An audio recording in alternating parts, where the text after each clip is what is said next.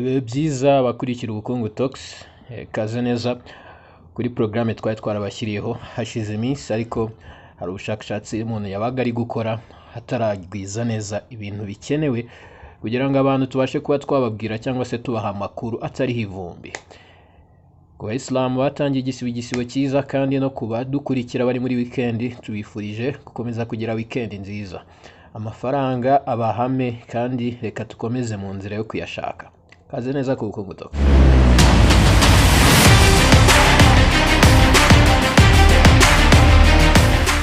Akenshi hari ibiganiro byose uzabona abantu bari kubigisha, hari byinshi bagenda bababwira. Gusa nk'uko twatangiye twiga imico imwe n'imwe tugomba kugira, cyangwa se n'ibyo tugomba kwirinda kuri sosiyete mbere y'uko tujya guhura nayo tugiye kuyishakamo amafaranga. Hari ibintu byaje wenda tugasikubwira tuti ko bishoboka yuko umuntu yatangira akazi nta cash, ariko se ibyo nibyo bihagije gusa? Nagira nkubwire yuko kubera iki bavuga ko umuntu yakora business nta cash muri iki gihe. Akenshi nuko baba bakoresheje cash, ariko hari ahantu baba bagushutse. Ni ukuvuga ngo hari ikintu twese dukunda kuvuga ngo ni igishoro. Buri muntu wese hari igihe umubaza igishoro nanga, akahita akubwira miliyoni, 300, ibihumbi 400, 100.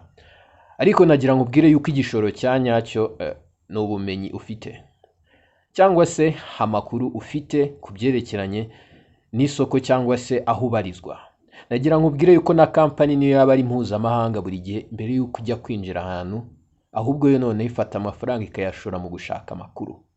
Kuba uri mu Rwanda nonaha ni ibintu by'agaciro cyane kuba byagufasha kuba wakorera amafaranga mu Rwanda, cyangwa se kuba uri mu Rwanda uzi amakuru abera mu kindi gihugu, uzi n'ukuntu wenda warahisemo kuzakorera online, nabyo bishobora kugufasha kuba uba umusitari muri icyo gihugu mbere y'uko ubigeramo. Ibi bikunda kubaho cyane cyane ku bakora izindi business, cyane cyane izitwa content creation cyangwa se ibi bya online.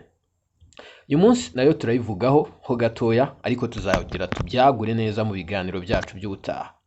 Ariko hari ikintu kimwe uyu munsi ntagenda ntavuzeho.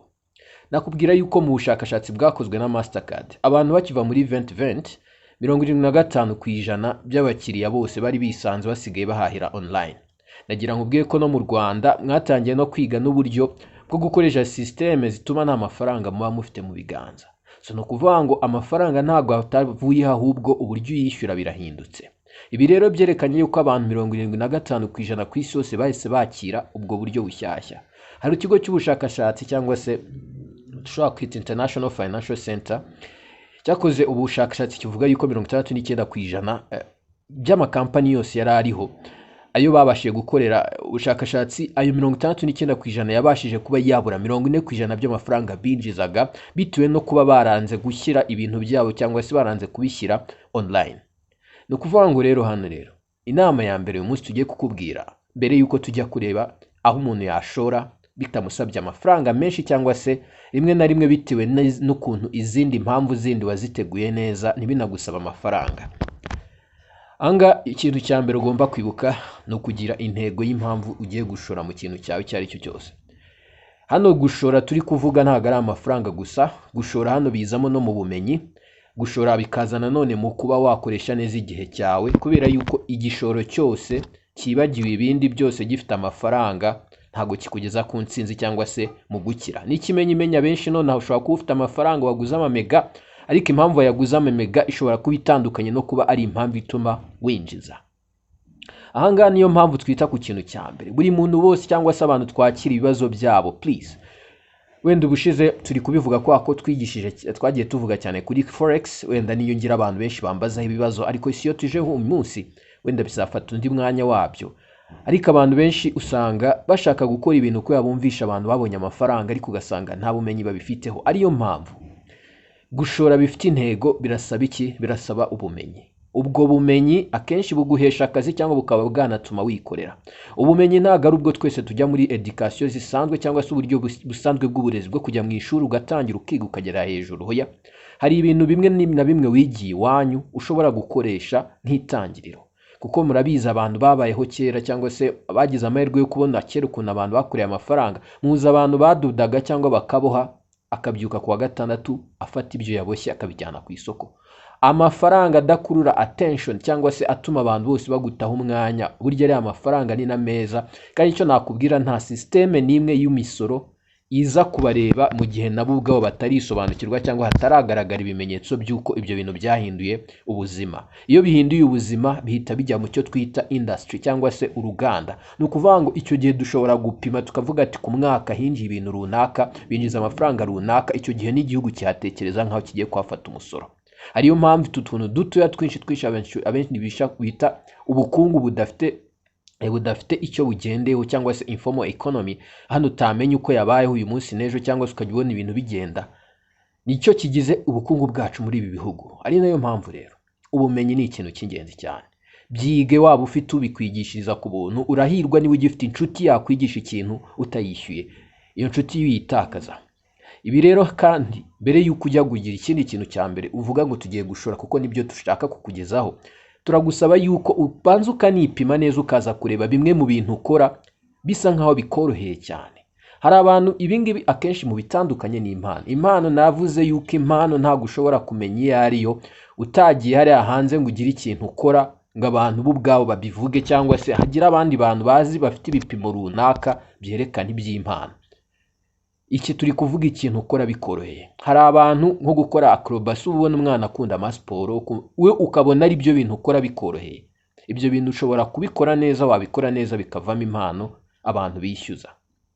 Iki ni ikindi. Kandi ikindi noneho numara kubona ikintu ukora bikoroheye, unarebe neza niba ubanzure no muri ibyo bintu, kuko mbere y'uko ujya gutekereza ikintu kinini ujya gukora, banzure mu bintu ukora bikoroheye wumva ntacyo bigutwaye. Hanyuma noneho nujya no kugikuramo amafaranga, urebe icyo kintu niba hari uburyo abantu bashobora kukwishyura uri kugikora. Hari abana b'abakobwa kera hari igihe ubona bakunda gusuka. Niba akunda gusuka bimworoheye akabona ibintu byose yumva yabisuka, abonye ibintu akabihuzahuza, hari igihe yareba agasuka wenda akajya afata imisatsi y'abantu akayitunganya. Icyo gihe ntabwo bimuvuna, ariko hari icyo biba bisobanuye. Ako kantu nako mukandika ahantu. Ikindi kintu cya kabiri, hano ni abandi bantu twaba tuvuze badafite akazi. Ahangaha turi kuvuga noneho abantu bakoze ariko bakaza kwirukanwa wenda bitewe n'ibihe by'ubukungu.